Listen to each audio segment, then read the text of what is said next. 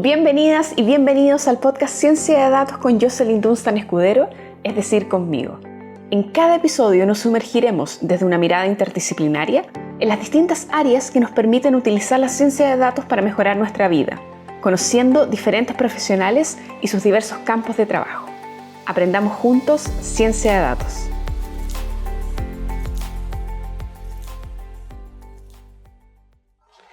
Hola, hola, bienvenidas y bienvenidos a este capítulo especial, que es una serie de 4 capítulos, al menos por ahora, que son auspiciados por el AC3E, que es el Centro Avanzado de Ingeniería Eléctrica y Electrónica, y me encuentro hoy día con el profesor Jorge Silva de la Universidad de Chile.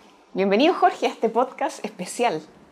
Muchas gracias por la invitación, un placer estar acá en tu podcast.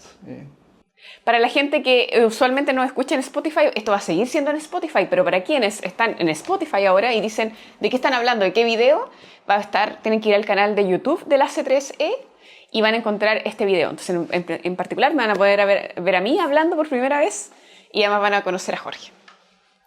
Jorge, partamos, tú eres investigador titular de la C3E, porque la C3E es un centro que está en la Federico Santa María, pero que además tiene 2 universidades asociadas, una es la Chile y otra es la de Conce. ¿Hace cuánto estás en el centro? Bueno, yo partí en el centro... ¿Desde el año 10? Desde el año 1, de hecho, cuando partió el 2015, hace un tiempo atrás ya.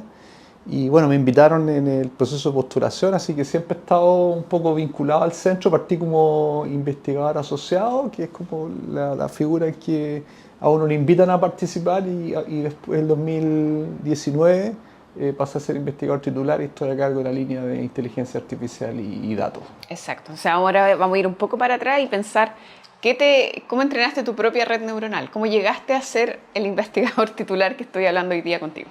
Sí, bueno, yo estudié en el Instituto Nacional y siempre tuve muchos intereses por las matemáticas, me gustó mucho todo el tema de un poco la lógica, de cómo la gente razona, entiende los problemas, y un poco ahí con los profesores del Instituto Nacional un poco descubrí que tenía un interés especial en la parte más formal de las matemáticas, el álgebra, el pensamiento lógico que uno empieza a ver en los cursos de cuarto medio, y ese fue como la puerta de entrada a darme cuenta que las matemáticas era algo que me interesaba, y en función de eso decidí naturalmente a estudiar ingeniería. Estudié en la Facultad de Ciencias Físicas y Matemáticas de la Universidad de Chile.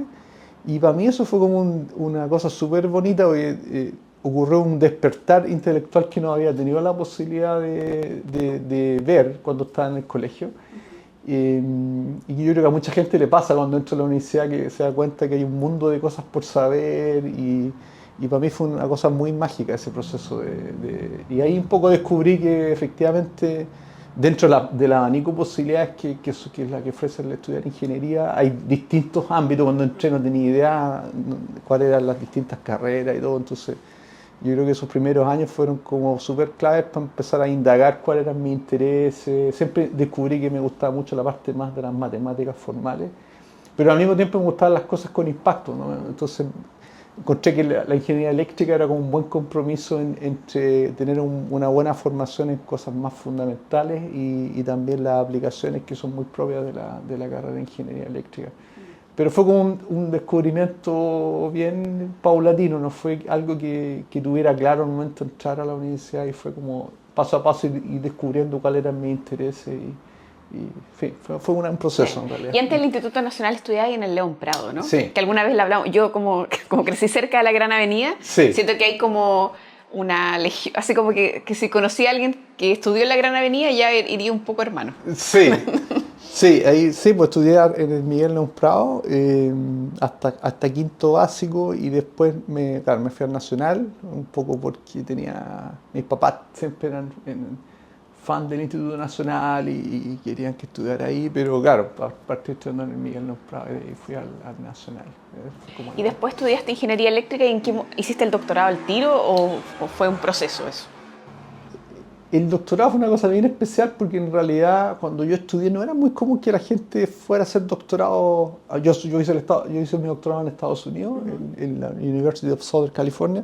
Entonces en esa época era estoy hablando del 2003, que fue que era poco común que la gente hiciera doctorado, y y lo que yo sí quería es que quería seguir aprendiendo. O sea, nunca en realidad el doctorado fue algo que tenía yo súper claro que quería hacer, sino que era como la necesidad de seguir aprendiendo más, porque sentí que fue tan bacán la experiencia de estar en la universidad, de aprender tantas cosas nuevas, que sentí que necesitaba aprender más, que faltaba.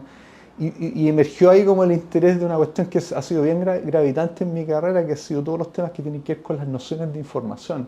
Y ahí empecé a pensar en este concepto que era muy propio de la ingeniería eléctrica, que son las comunicaciones, que es transmitir información de un punto a otro, y que es un término que está súper usado, pero que yo sentía que me encantaría entenderlo en más profundidad. ¿Qué significa información? Era una cuestión bien etérea, bien abstracta y como que no era muy tangible. Y en ese momento, en ingeniería eléctrica, que era el área donde se desarrollaban las comunicaciones, los conceptos de información no estaban tan desarrollados, y yo empecé a mirar afuera, en la universidad afuera, las ideas de información, y me di cuenta que había todo un área que se llamaba la teoría de la información. Y fue ahí como darme cuenta que había algo que yo no dominaba, porque en Chile no se conocía en esta herramienta, y yo quería estudiarla. Entonces eso fue como de alguna manera la necesidad de decir, chuta, hay algo interesante que me gustaría aprender. Y me di cuenta que en Estados Unidos, en Europa, había grupos de teoría de la información dedicados a la investigación de estos temas y a entender qué se entiende por información y cuál es el impacto. Entonces se abrió como un abanico grande de posibilidades. Y también coincidió que en esa época había mucha otra gente de mi generación que también tenían el interés de ir a doctorarse afuera. Entonces también fue una cosa colectiva, no fue un ejercicio que hice solo, sino que encontré 4 o 5 compañeros que me ayudaron, y fue como una cosa colectiva, y todos nos fuimos a hacer doctorado afuera. Entonces fue una cuestión bien especial. Pero honestamente no fue una cosa que yo hubiese preconcebido, tenía súper claro, sino que las cosas se fueran dando como paso a paso, y fue como un paso natural de decir, chuta, tengo necesidad de conocer más, aprender más, y se dio la posibilidad de poder postular afuera, de lo cual siento que fue la mejor decisión que pude haber tomado en mi vida, porque fue bien gravitante en ese proceso. Y Jorge, terminaste ingeniería eléctrica a los 6 años y inmediatamente te fuiste al doctorado, o trabajaste o hiciste un magíster. Bueno, otra cosa que también fue importante en ese proceso es que en la Universidad de Chile empecé a hacer investigación. Y yo creo que eso también fue algo que me marcó mucho. O sea, porque una cosa yo creo que para la gente que no ha estudiado en la universidad, una cosa es formarse en ciertos temas, y otra cosa es trabajar en problemas que estén como en la frontera del conocimiento.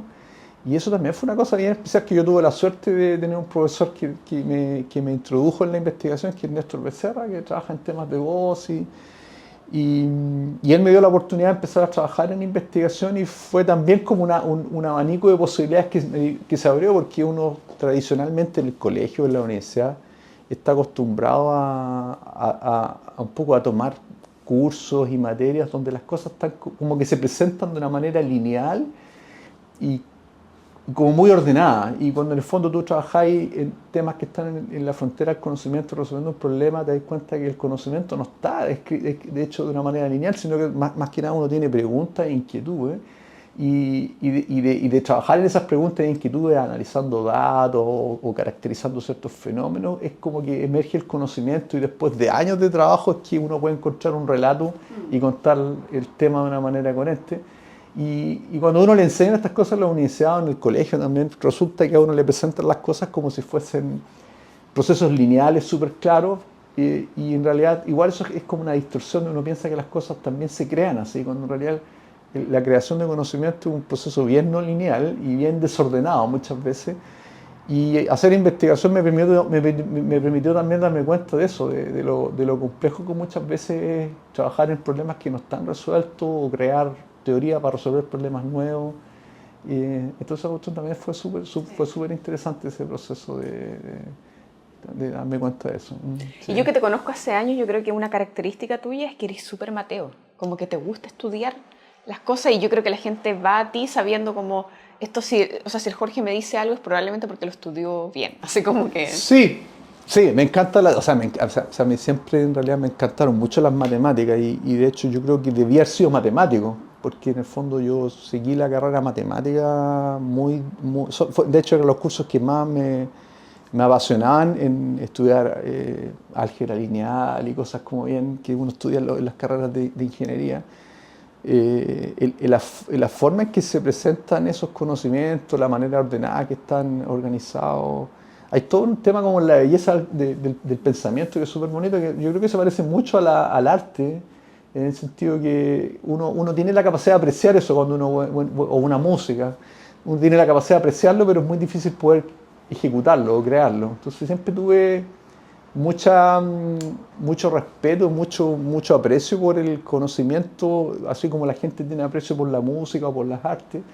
Pero para mí era un enigma cómo crear eso.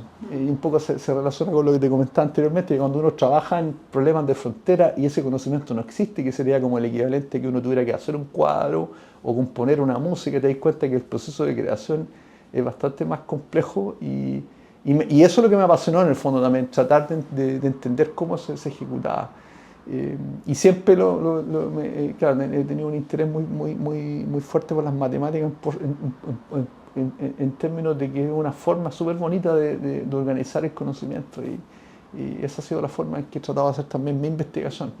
Pero yo creo que puede ser fascinante para alguna gente, pero también súper angustiante para otra. O sea, en el fondo, incluso lo veo yo misma, que me he alejado un poco de la teoría porque me parece que es muy solitaria y a veces como que es como una muralla que hay que tener mucha paciencia porque las cosas, es bonito es decirlo así, pero las cosas son difíciles hasta que son obvias.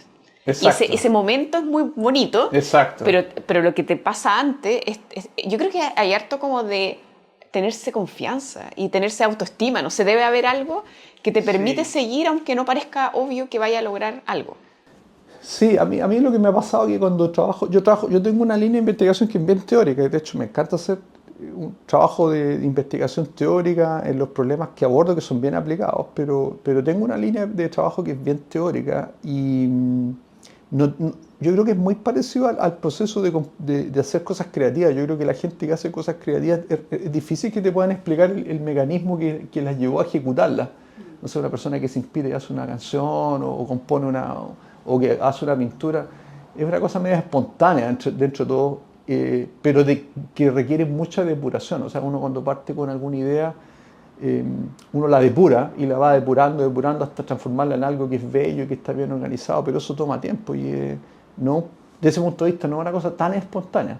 Tiene una cierta inspiración y como decís tú, hay todo un tema como medio frustrante de querer desarrollar algo con una cierta que tenga una cierta densidad o una cierta cosa bonita, pero en el fondo las ideas no emergen, así uno tiene que depurarlas y trabajarlas. Y eso yo creo que efectivamente requiere mucha perseverancia y mucho trabajo detrás para poder llegar a algo así, pero algo que igual es súper satisfactorio cuando uno realmente encuentra algo que... Y también tiene que ver con las actitudes. Yo creo que si uno trata de ser un buen compositor y en realidad la composición no le sale, yo creo que también no es un ejercicio medio tortuoso tratar de componer algo si no tenéis las habilidades para hacerlo. Entonces hay una mezcla entre habilidades y también tenacidad. Yo creo que el trabajo fuerte también es algo que también se... Sí, pero sabes que igual, y voy a mirar hasta la cámara para decir esto, es porque pensaba que lo bonito de la ciencia es que requiere un montón de personalidades. Como que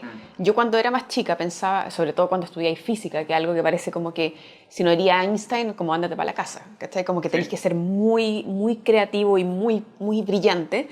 Y la ciencia de hoy, los problemas complejos, tipo encontrar fallas de trasplantes, requieren teoría profunda, pero también requieren gente como puentes, o sea, como lo que a mí me gusta hacer, que es como que no están en teoría, no están en profundidad, pero es como tener un lenguaje común y poder como comunicarle a la otra persona, y también está toda la gente que programa puro y duro y toda la gente que sabe de salud y que, o sea, me refiero que lo que quiero decir es que la ciencia nos necesita a todos y a todas. O sea, y eso es muy bonito también de darse cuenta. Y yo creo que tú también te das cuenta que gente como yo, que quizás habla más y mueve las manos, también es necesaria, porque si no, no habrían puente entre la ingeniería y la medicina. Absolutamente, estoy completamente de acuerdo. Yo creo que eso es lo que caracteriza la investigación de hoy en día, o los grandes desafíos que uno está abordando, es que efectivamente son tan complejos y tan grandes que en el fondo requieren capacidades de distintas índoles, requieren a la persona que sea más fuerte la parte formal, pero al mismo tiempo requieren otras habilidades entonces, desde ese punto de vista, efectivamente, es mucho más abierto el espacio que hoy en día hay para poder trabajar en temas, en particular temas que son de alto impacto, por ejemplo, temas de salud que tú mencionabas, efectivamente requieren de muchas habilidades, muchas competencias. Y naturalmente gente buena en cosas más formales, más matemáticas, pero también gente que sepa programar. Exacto. Y Entonces, no ni mencionado ciencias sociales, pero también como que en el fondo si uno se va a meter a nivel de cómo impactan las comunidades o los determinantes sociales de la salud, o sea, realmente si uno se está metiendo en proyectos grandes, requiere aún más un espectro exacto. grande. Entonces, los problemas complejos requieren diversidades de capacidades. Yo creo que es una cuestión súper... Y es una razón por la cual hoy en día yo creo que hay muchas iniciativas que apuntan a tener equipos interdisciplinarios, como si tú, gente experta en ciertos temas más de ingeniería, pero también gente de las áreas sociales, de la psicología. Y yo creo que eso es un poco el paradigma al cual hoy en día se están moviendo las cosas, que incluso las barreras como más tradicionales de lo que define un ingeniero o lo que define un médico, un poco se van quebrando. Yo he tenido la fortuna de trabajar con gente de astronomía, gente de medicina, de distintas disciplinas, y me doy cuenta que cuando uno enfrenta problemas realmente difíciles, efectivamente se requieren todas esas competencias y todos estamos bienvenidos a participar. Sí, Sí.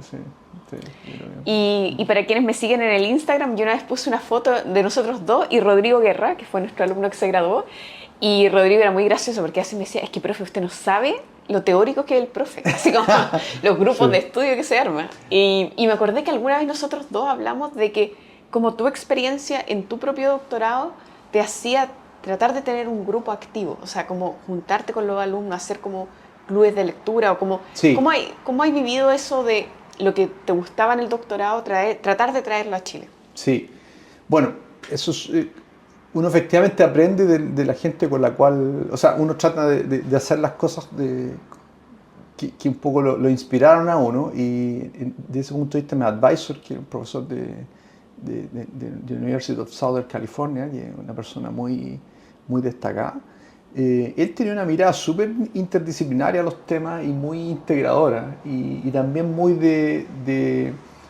permanentemente estar al día respecto a las cosas que se están haciendo y mantenernos al día con lectura de artículos y cosas bien. Entonces, siempre tuvimos una dinámica muy, muy participativa de que naturalmente cada uno pudiera presentar sus trabajos, pero al mismo tiempo también que cada uno tuviera la posibilidad de presentar los artículos que estaba leyendo y que eran parte de la investigación que se estaban haciendo en ese momento. Entonces yo creo que eso es lo que he tratado de imprimir en el grupo que me toca dirigir en la Universidad de Chile, donde tratamos efectivamente de integrar a todo el mundo y que cada uno pueda presentar sus avances y también hacer lectura de artículos. Es bien dinámica esa parte y yo creo que ayuda harto a generar esta como estructura de equipo y que al mismo tiempo todo el mundo sepa lo que están haciendo sus pares y colaborar también, generar un ambiente más colaborativo. Yo creo que es una cosa bien interesante. Sí. Y Jorge, en términos de proyectos que estás haciendo ahora, ¿cuál es como que tú destacarías o que te gustaría contarle a la gente? Tengo varias cosas, hago cosas más a nivel de la investigación más teórica en temas de aprendizaje de máquina. Mi interés ahí tiene que ver con utilizar herramientas de la teoría de la información para entender los algoritmos de aprendizaje desde la óptica de que en el fondo, cuando uno aprende, en el fondo uno está en cierta forma extrayendo información y tratando de resumirla de manera súper eficiente para tomar después decisiones. Eso es algo que las personas hacemos de manera súper natural. O sea, uno quiere clasificar cualquier objeto a través de información visual. Si uno representa esa información en un computador, se da cuenta que la información es súper grande, súper vasta, y el ser humano tiene la capacidad de resumir esa información, comprimirla, tener representaciones súper eficientes y aprender con muy poca información patrones que son súper complejos y después te permiten tomar decisiones en el día a día, como reconocer un objeto, reconocer la voz, etcétera, etcétera. Cosas que nosotros lo hacemos de forma natural. Los algoritmos que uno programa como algoritmos de inteligencia artificial son tareas extremadamente complejas. Y a mí lo que me apasiona es el proceso de cómo uno extrae la información relevante de los problemas, elimina toda la redundancia. Por ejemplo, si uno piensa en un problema de reconocimiento de objetos, hay un montón de información que está en la imagen que no tiene que ver con la identidad del objeto. Si uno quiere reconocer una silla o cualquier objeto. En el fondo hay muchas cosas que no tienen que ver con la esencia de lo que uno quiere reconocer, pero que son parte de la imagen. Y uno sabe extraer la información relevante de lo que es irrelevante y clasificar de manera súper eficiente. Eso el ser humano lo hace por un tema de evolución. Pero las redes neuronales nuestras están programadas para eso, están preprogramadas, no es algo que uno tiene como... Y a mí lo que me interesa es entender cómo funciona ese proceso y tratar de hacer el mimic de eso a nivel de algoritmos de Machine Learning, y que tienen que ver con esta idea de comprimir, de eliminar la redundancia, encontrar representaciones que sean súper eficientes, y en ese dominio que es más eficiente el aprendizaje es mucho más rápido. Entonces, hoy en día el paradigma del Machine Learning es ocupar estas grandes arquitecturas que se llaman arquitecturas deep, que tienen muchísimos parámetros y necesita un volumen de datos enorme para poder entrenarla. Tienen resultados que son sorprendentes, ¿cierto? Que es un poco lo que uno ve hoy en día con los algoritmos de Machine Learning modernos, pero en la práctica si uno quiere aplicar esas mismas tecnologías a otros problemas donde tengo mucho menos datos o datos de peor calidad, los algoritmos no funcionan de igual manera. Entonces nosotros estamos interesados en entender cómo uno tiene que comprimir la información y de tal manera de que el aprendizaje se pueda hacer de manera mucho más eficiente, con menos recursos computacionales, con menos datos. Y es toda una área de la inteligencia artificial, entender, hacer diseños que sean mucho más costo efectivos y mucho más eficientes. Y para mí eso tiene mucha relación con los problemas de comunicaciones, donde se desarrolló la teoría de la información, que un poco les comentaba al comienzo de la conversación, que un poco tiene que ver con la idea de que en realidad cuando uno transmite información, uno no está transmitiendo todo, sino que está transmitiendo representaciones que son súper eficientes y que permitan hacer uso eficiente de los recursos, en este caso de los canales de comunicación. Y hay algo súper relacionado en el aprendizaje máquina que uno puede explotar. Lo bonito que la teoría de las comunicaciones se desarrolló en los 90, y la teoría de la comunicación se desarrolló en los 50 con la teoría de Shannon. Y Shannon desarrolló un marco teórico súper bonito para caracterizar lo que se conoce como los límites fundamentales de la comunicación. Y esos límites fundamentales definieron qué es lo que uno puede comunicar y cómo uno puede comunicar. Desarrolló un marco teórico para eso, del cual la gente en ingeniería la usó para hacer el diseño de los esquemas de compresión y de compresión que hoy en día todo el mundo ocupa para comunicar información. Eso se desarrolló en los 90 y los 2000 de manera muy exitosa. Y mi visión es que algo parecido se puede hacer con la inteligencia artificial, en el sentido que hay muchas cosas que no se están haciendo de manera eficiente y que uno desarrolla el equivalente a lo que sería la teoría de Shannon, pero para el aprendizaje máquina, uno podría hacer diseños que son mucho más eficientes y mucho más costo efectivos. Y la otra explicación interesante que a mí me apasiona mucho es que de alguna manera la teoría de Shannon, que es la parte más teórica, tiene que ver con entender el problema de las comunicaciones como un problema de inferencia estadística, es un problema estadístico en el fondo, de toma de decisión. De la misma manera que el problema de Machine Learning es un problema de inferencia estadística y de toma de decisión. Entonces hay todo un tema hoy en día en Machine Learning que tiene que ver con la interpretabilidad de los algoritmos, que la gente un poco no entiende por qué los algoritmos de Machine Learning funcionan y cómo interpretar las decisiones que toman. No da lo mismo tener un algoritmo que aprende para una tarea de reconocimiento de imágenes, como clasificar una silla o un objeto, que si tú vas a aplicar ese algoritmo en un setting de salud donde las decisiones tienen que ver con cosas más críticas, de si la persona tiene cáncer o no y si hay un tratamiento que se le puede hacer o no. Ahí las decisiones que uno toma tienen que tener un cierto nivel de confidencia, uno tiene que ser capaz de interpretarlas, porque el impacto que tienen son mucho más significativas en la vida de las personas que de repente un algoritmo que clasifica objetos. Y la parte de interpretabilidad es un poco un missing link, no se conoce mucho y es un tema bastante abierto. Y a mi modo de ver tiene que ver con entender de manera más profunda el modelo probabilístico que hay detrás, el modelo de toma de decisión. Y yo creo que ahí la teoría de la información también tiene un rol que jugar muy importante. Y es un poco las cosas que estoy haciendo a nivel de investigación más de conectar esto que se conoce como la teoría de la información y los conceptos de información en un problema de Machine Learning y un poco apuntar a la explicabilidad de los algoritmos, pero también al diseño más costo eficiente de esos algoritmos en tareas desafiantes de ese tipo. Eso es Absolutamente.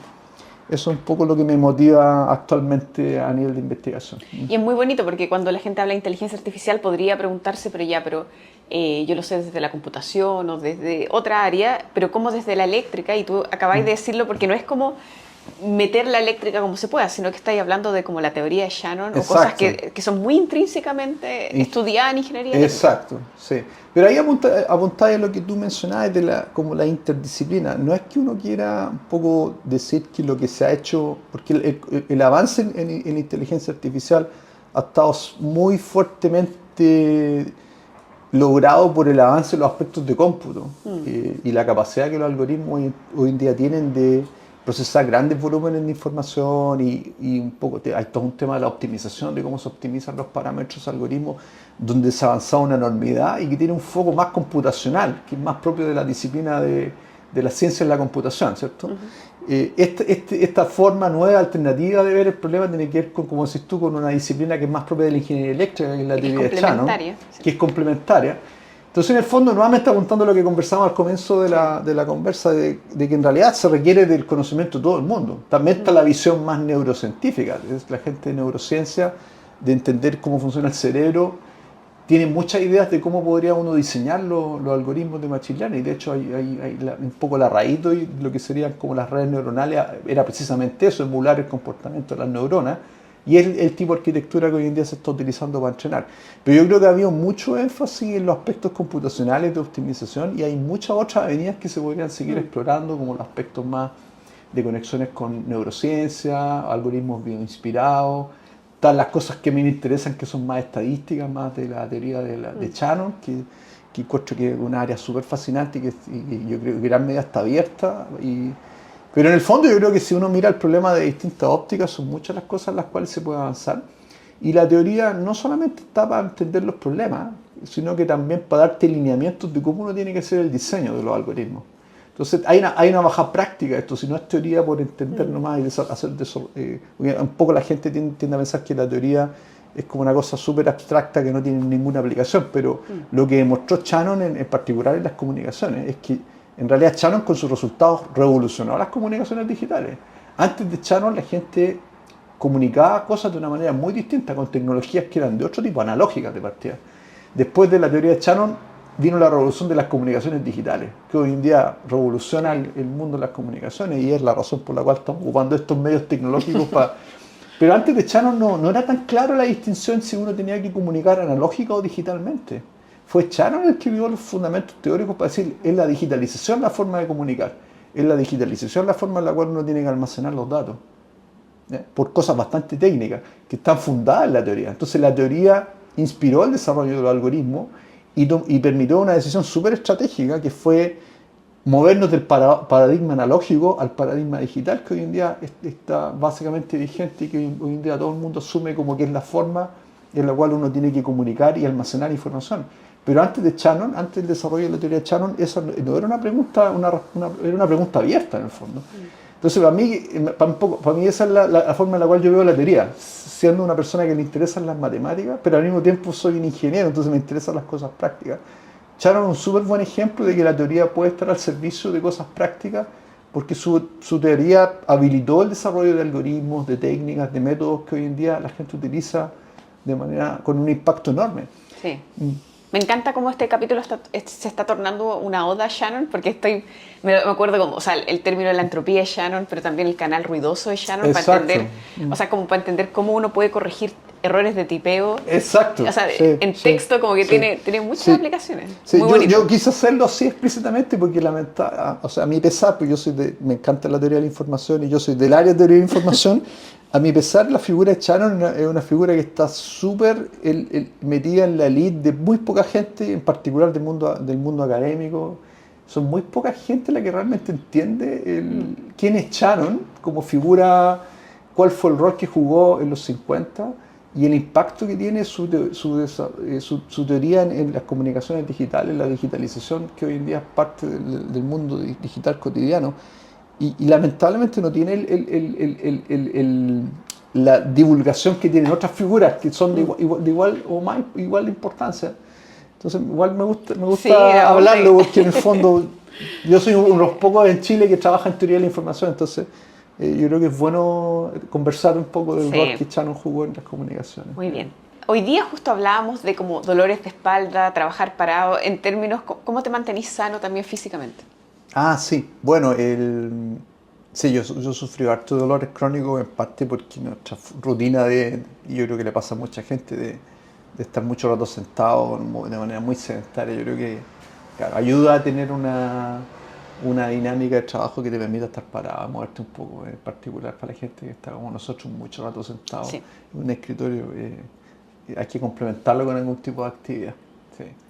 Lo otro que me ayuda harto en términos de la parte que tú comentabas de la productividad tiene que ver con tener una cierta rutina. Y yo sé que el término rutina suena como mala, como que la gente lo lee como que algo rutinario, algo como negativo.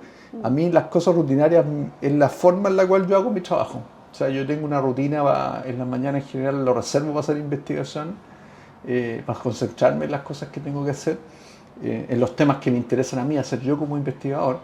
Tengo un horario en la mañana casi todos los días y es una rutina en el fondo, que yo ejercito el ejercicio de desconectarme de todo y trabajar en las cosas que tengo que hacer. Y yo creo que esa es la forma, un poco la fórmula de que me ha permitido mantenerme activo en cosas que también me interesen a mí. Una cosa es trabajar para tus estudiantes y que tus estudiantes trabajen en problemas interesantes y es un ejercicio que toma mucha energía. Pero yo creo que también a uno como investigador le sirve tener un tema que sea tu investigación, que sea algo que tú cultives. Y yo creo que a mí lo que me funciona es tener un horario y una rutina para hacerlo, para poder leer un artículo, para poder pensar en ideas, escribir las ideas. Lo otro Como también, no solo ser un manager, como lo que es muy fácil que te pase, como profe. claro, exacto. Yo creo que en cualquier profesión que uno trabaje, uno va, claro, va avanzando en la carrera y va adoptando distintos roles. En general se entiende que la gente que va como consolidándose en sus carreras va tomando roles más de administrativo, más de manager.